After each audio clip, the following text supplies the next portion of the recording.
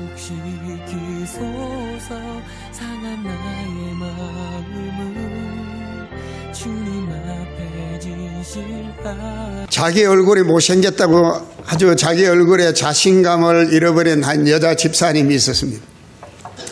이 여자 집사님은 얼굴에는 자신이 없지만 그래도 좋은 일, 착한 일 많이 해서 사람들에게 좀 인상이 깊은 그런 사람으로 이렇게 여겨지기를 바랬습니다. 그래서 늘 이렇게 착한 일, 좋은 일, 또 어려운 이웃을 찾아가서 남을 돕고 또 봉사하는 데 가서 기꺼이 이렇게 굳은 일을 하면서 도와주었습니다. 예수님 어느 날 이 여집사님이 잠을 자는데 꿈을 꿨어요. 천사가 나타나서 이 여집사님에게 이렇게 말하는 것입니다. 사랑하는 아무개 집사야, 너에게 내가 할 말이 있다. 너는 사람들에게 친절하게 행동하고 좋은 일 많이 했으니까, 그리고 나를 잘 섬겼으니까 이제 내가 너를 건강하게 150살까지 살게 해주겠다. 그 얘기 듣고 그냥 너무 좋아가지고 잠이 깨버렸어요.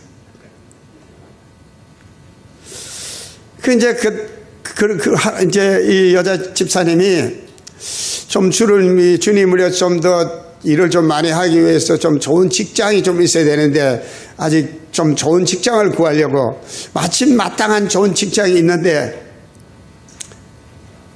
들려오는 얘기는 인물을 본대, 얼굴을 본대.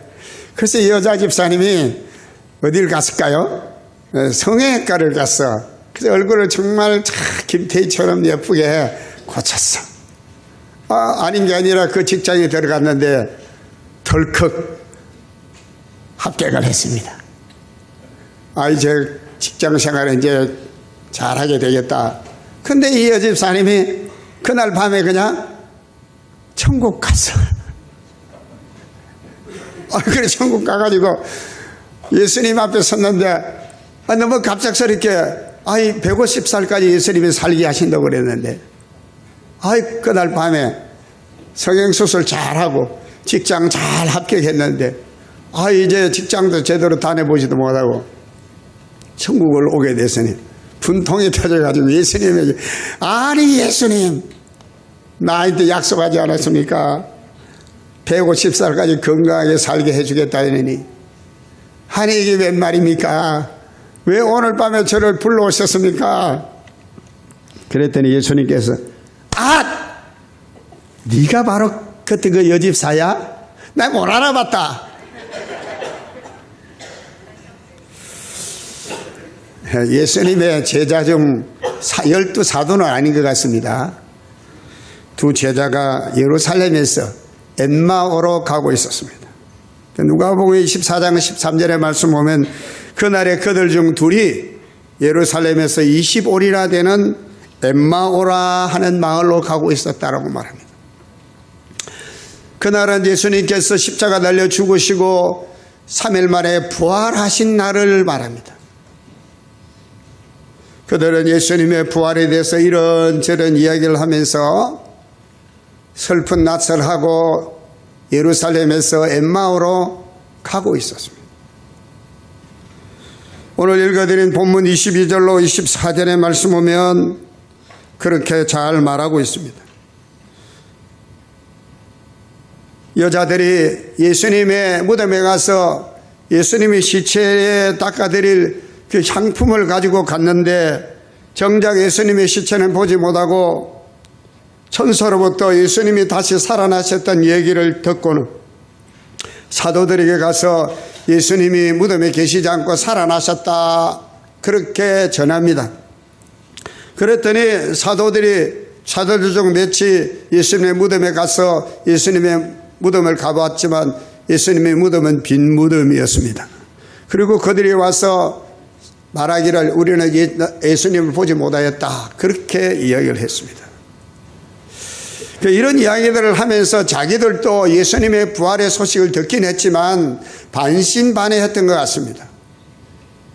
두 제자 역시 예수님의 부활을 직접 목격하지 못했기 때문에 반신반의하면서 이런저런 얘기를 하고 엠마오로 가고 있었습니다.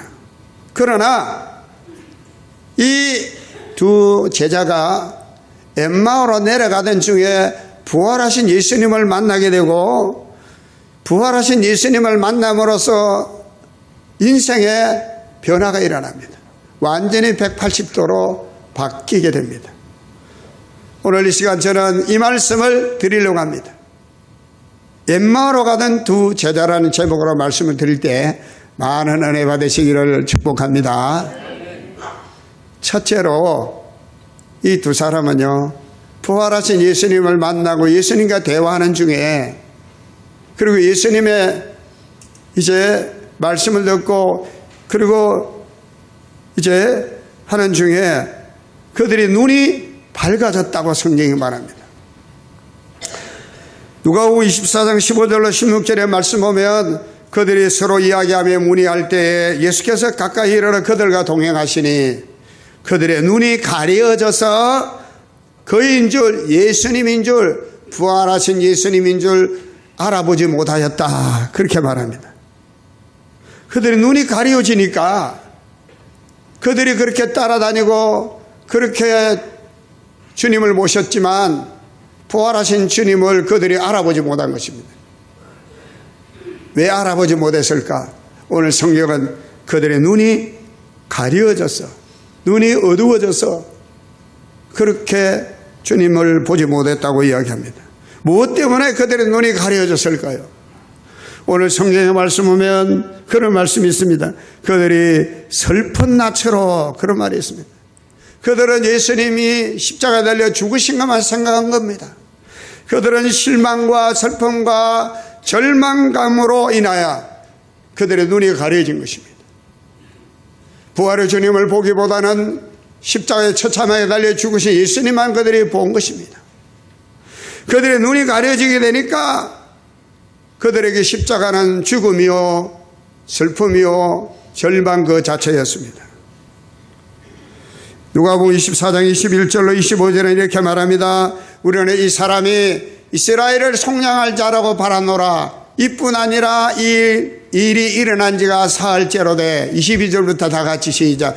또한 우리 중에 어떤 여자들이 우리로 놀라게 하였으니 이는 그들이 새벽에 무덤에 갔으나 그의 시체를 보지 못하고 와서 그가 살아나셨다 하는 천사들의 나타남을 보았다 함이라. 또 우리와 함께한 자 중에 두 사람이 무덤에 가 가연 여자들이 말한 바와 같음을 보았으나 예수는 보지 못하였느니라 하거늘. 이러시되 미련하고 선자들이 말한 모든 것을 마음에 들이미는 자들이여, 눈이 감겨지니까 그들이 믿지 못한 것입니다. 그래서 예수님께서는 마음에 이 모든 것을 들이미는 자들이여 그랬습니다. 눈이 밝아졌다는 말은 믿음의 눈이 뜨여졌다는 것입니다. 영 안이 열려졌다는 것입니다. 그러므로 이제는 제대로 보게 되어졌다는 것을 의미합니다. 여러분, 눈이 밝아지게 될 때 십자가의 죽음으로 끝나신 예수님이 아니라 사망 권세를 이기시고 부활하신 예수님을 보게 된 줄로 믿습니다. 사도 바울은 원래 예수님을 믿는 사람들을 핍박하는 일에 앞장섰던 사람입니다. 그러던 그가 다메섹 도상을 지날 때에 부활하신 주님 음성을 듣고 빛이 그에게 비추게 됐을 때 그의 눈이 가려졌습니다. 그때 가려진 것은 그동안에 잘못 본 것을 다 가려주신 것입니다. 그 이후에 그가 회심하고 저 아라비아 강자 아나니아는 선지자에 가서 주님의 말씀을 다 이렇게 듣고 그가 세례받고 안수받게 될 때 눈에 비늘이 탁 떨어지고 그의 눈이 밝아졌습니다. 그래서 그 인생이 달라지게 됐습니다. 여러분, 부활하신 예수님을 만나게 되면요, 여러분 눈이 밝아집니다. 눈이 밝아진다는 것은요, 보는 관점이 달라지게 됐다는 것입니다. 여러분, 가치관이라고 하는 그 관을, 볼관을 말하는 것입니다. 인생관이 달라지고 가치관이 달라지고 세계관이 바뀌어지게 됩니다. 부활하신 예수님을 만나는 사람들마다 여러분요, 그의 세상을 바라보는 관이 달라지게 됩니다. 인생관이 달라집니다. 생활관이 달라집니다. 아멘입니까? 여러분들이 예수님 부활하신 예수님을 진정 만나신 분이라고 하면요, 여러분들도 여러분의 인생이 바뀌짐을 여러분 스스로 알게 될 것입니다. 떡을 떼어주시는데 떡을 받아 먹고 그들이 눈이 밝아져서 비로소 예수님인 줄 알았다고 이야기합니다. 저는 주님이 주신 떡이 무엇인가 생각해 봤는데 이 떡은 바로 예수님의 말씀입니다.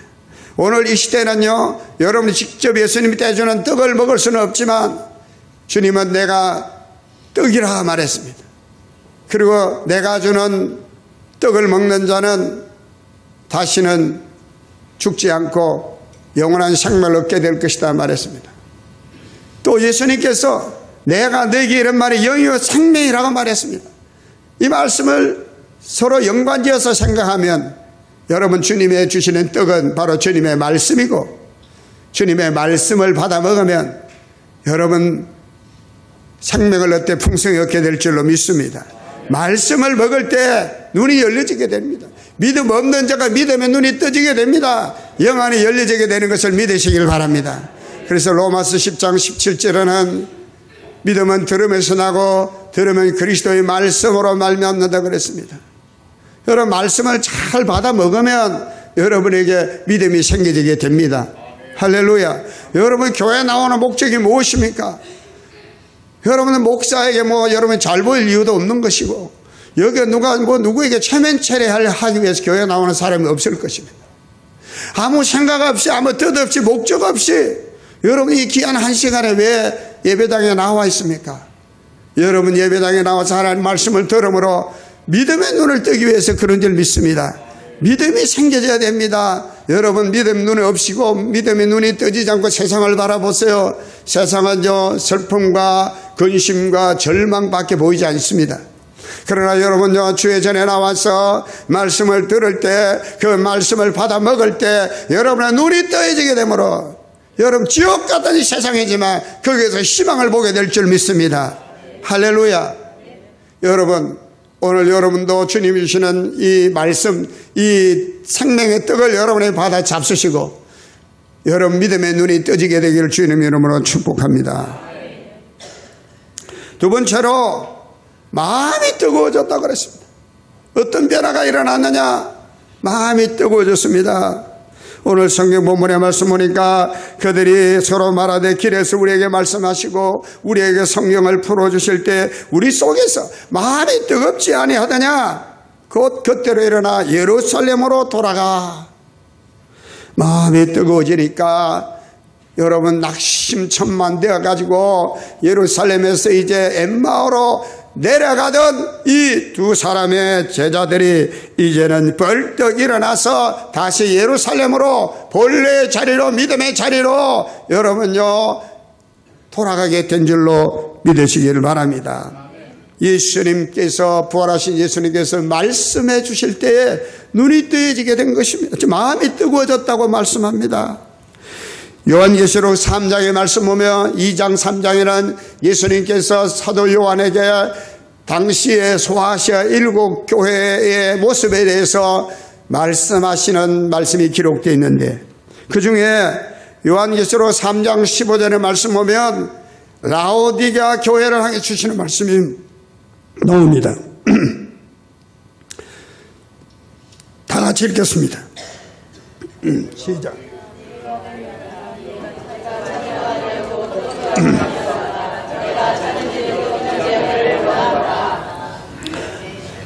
내가 내 행위를 아는데 내가 차지도 아니하고 뜨겁지도 아니하다. 내가 차든지 뜨겁든지 하기를 원한다 그랬습니다. 그리고 19절의 말씀 보면 이렇게 책망하십니다. 내가 사랑하는 자를, 지금 라오디게아 교회를 사랑합니다. 예수님께서 사랑하지만 책망하고 내가 너희를 징계하는데, 그러므로 내가 열심을 내라, 회개하라, 그렇게 말합니다.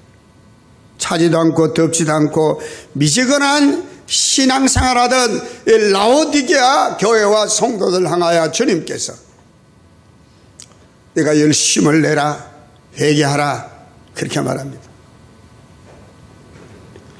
여러분, 이렇게 말씀하시는 것은 미지근한 신앙으로 안 되고 마음이 뜨거워지는 신앙을 가져야 할 것을 주님이 말씀하고 있는 줄 믿습니다.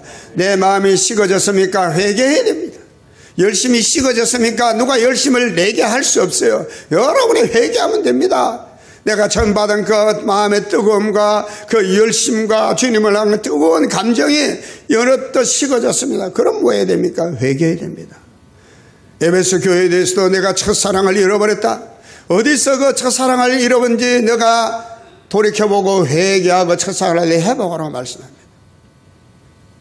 오늘 이 본문에 나오는 이 두 사람은요, 주님과 말씀할 때 마음이 뜨거워짐을 느꼈습니다. 말씀을 나눌 때, 말씀을 들을 때 마음이 뜨거워졌습니다. 우리 감리교 장사인 잔 웨슬레 목사님도 1738년 5월 24일 오후 8시 45분 영국 런던 올드스케이트 스트리트라고 하는 한 이제 작은 마을 모라비안 교도 기도처에 초청을 받고 참석을 하는데, 그때 그 사회를 보는 사람이 마틴 루터의 로마서 서문을 읽고 있었다고 합니다.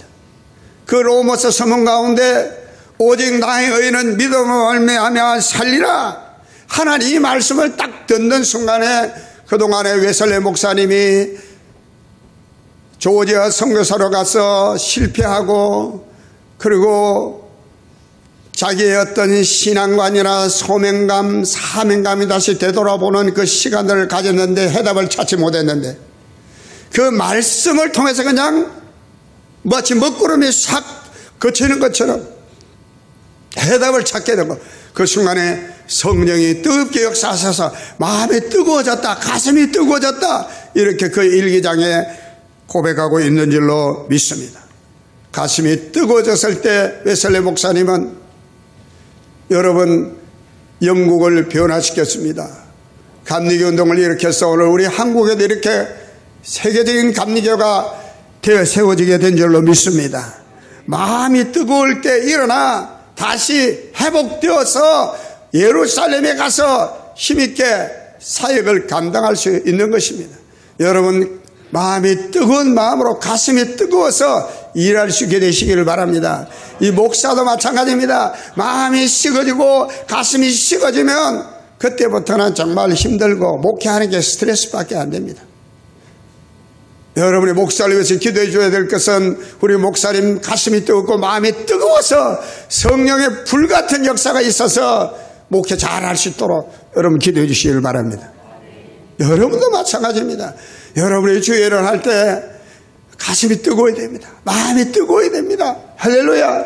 그 열심으로 해야 됩니다. 시간 가는 줄 모르고 힘든 줄 모르고 여러분이 할 수 있어야 됩니다. 그럴 때 그 봉사는, 그 희생은, 그 헌신은 하늘에서 해같이 빛나게 되어질 줄로 믿습니다.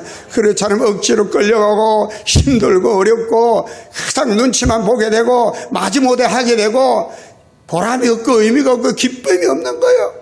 그러나 마음이 뜨거워지면 다릅니다.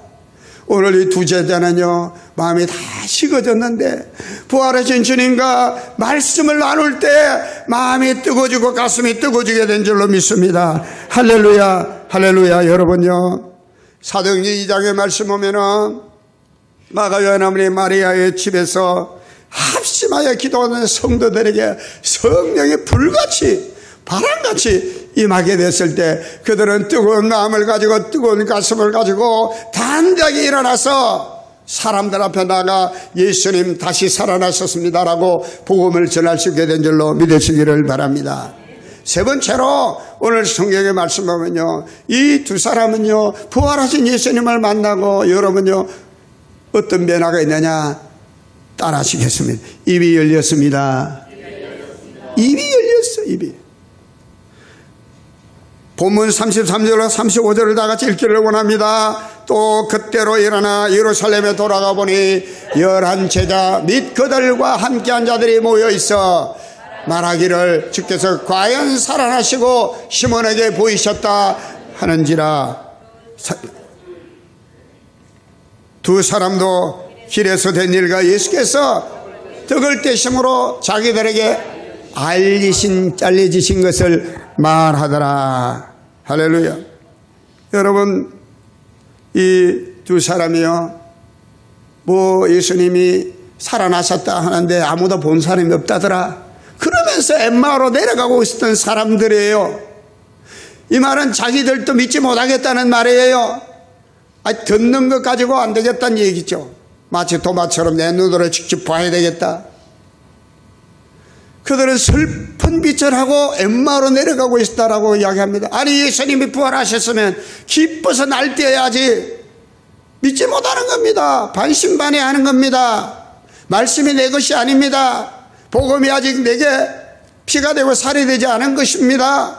부활하신 예수님을 내 마음속에 모시고 내가 이제 나는 죽고 그리스도로 다시 살아났다, 이런 변화가 없었던 것입니다.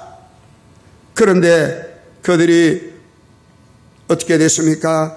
주님과 함께 말씀을 나누고 떡을 떼게 될 때 눈이 밝아지고, 그리고 그들이 어떻게 됐습니까? 입이 열리게 됐습니다. 입이 열렸습니다. 입이 열려서 어떻게 됩니까? 자기들에게 주님이 알려주신 것을 사람들에게 말하기 시작했습니다. 그게 35절이에요. 주께서 과연 살아나시고 시몬에게 보이셨다. 담대하게 예수님 부활을 사실로, 팩트로 자기들이 마치 경험한 것처럼 자신있게 말하게 된 것입니다.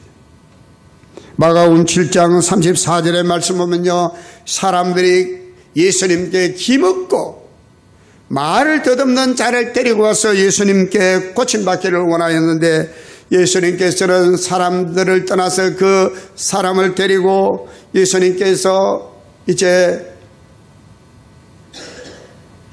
귀에 손가락을 집어넣으시면서 그 사람을 하여 말합니다. 에바다. 그러니까 기묻고 말을 더듬는 이 사람이요, 귀가 뻥 하고 열리게 되고, 할렐루야, 입이 열려지게 된 줄로 믿으시면 아멘. 하나님께 박수 올리겠습니다. 할렐루야. 부활하신 예수님 만나는 사람은 입이 열리는 자입니다. 열릴지어다. 에바다. 할렐루야. 찬양해야 되겠죠. 에바다.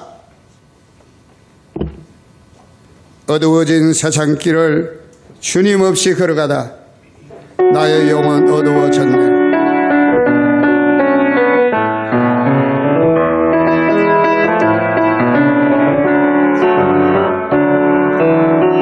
어두워진 세상 길을 주님 없이 걸어가다 나의 영혼 어두워졌네. 어느 것이 길인지 어느 것이 진리인지 아무것도 알 수 없었네. 주님 없이 살아가는 모든 삶 실패와 좌절뿐이네. 사랑하는 나의 주님 내 영혼 눈을 보게 하소서. 열려라 해마다 열려라 눈을 보게 하소서. 죄악으로 어두워진 나의 영혼이 나의 눈을 보게 하소서. 아무것도 할 수 없고 아무것도 할 수 없고 아무것도 볼 수 없고 아무것도 들을 수 없네. 세상에서 방황하며 이리저리 헤매이다 사랑하는 주님 만났네. 어두웠던 나의 눈이 열리고 막혔던 길이 열리네. 답답했던 나의 마음 열리고 나의 영혼 열리네. 열려라 에바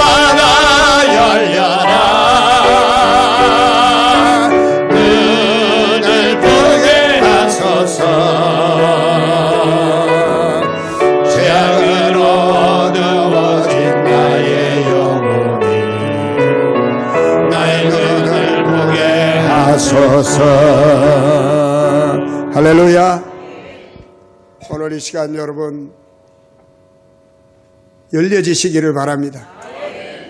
귀가 열려지시고 입이 열려지시기를 바랍니다. 눈이 열려지게 되기를 바랍니다.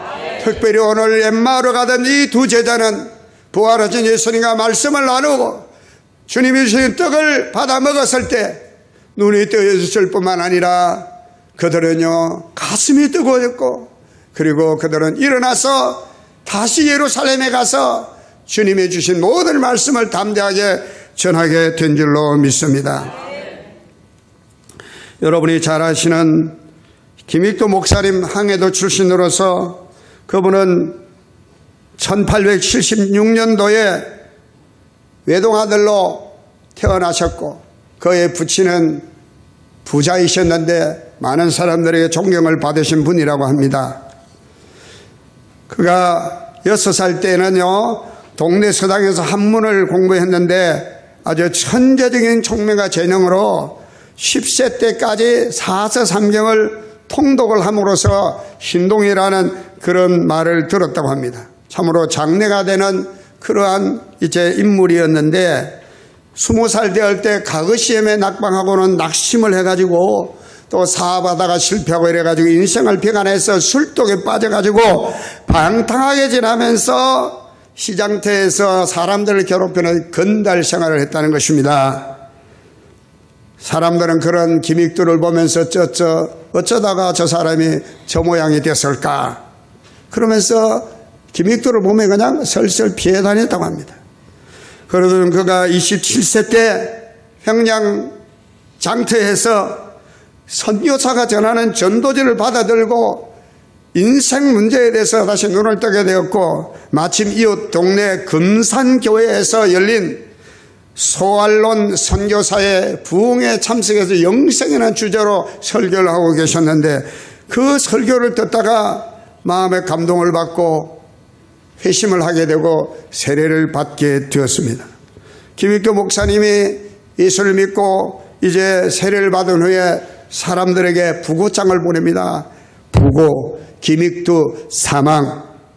후에 이분이 평양신학교에 가서 신학을 공부하고 그리고 전도사가 되어서 이제 평양 거리에 나와가지고 전도지를 돌리면서 예수님을 전했습니다. 사람들은 김익도가 죽은 줄 알았는데 버젓이 나달아다니니까 아니 김익도가 죽지 않았느냐, 아니 왜 우리를 쏘겠느냐, 왜 그랬느냐. 그때 김익도 목사님은 깡패 김익도는 죽었지만 예수쟁이 김익도로 다시 살아났습니다. 하루는 평양 저작거리에서 전도를 하고 있는데 건달같이 생긴 녀석이 김익도 목사님이 와서 네가 진짜 예수쟁이 됐는가 한번 보자 하면서 그냥 땀을 그냥 사정없이 그냥 후려쳤다고 합니다. 그때 김익도 목사님은 그 사람이 이렇게 말했습니다. 예수는 내가 믿고 복은 자네가 받았네. 내가 예수 믿지 않았다면 자네는 벌써 이 세상 사람이 아닐 것에. 여러분, 예수님은 다시 살아나신 줄로 믿으시길 바랍니다. 이제 저와 여러분의 마음속에 예수님이 다시 살아나셔서 믿음의 눈을 뜨게 되시고 가슴이 뜨거워지고 입이 열려져서 우리도 이 두 제자처럼 이제 담대하게 주님을 증거하는 삶을 살아보지 않겠습니까? 기도하시겠습니다.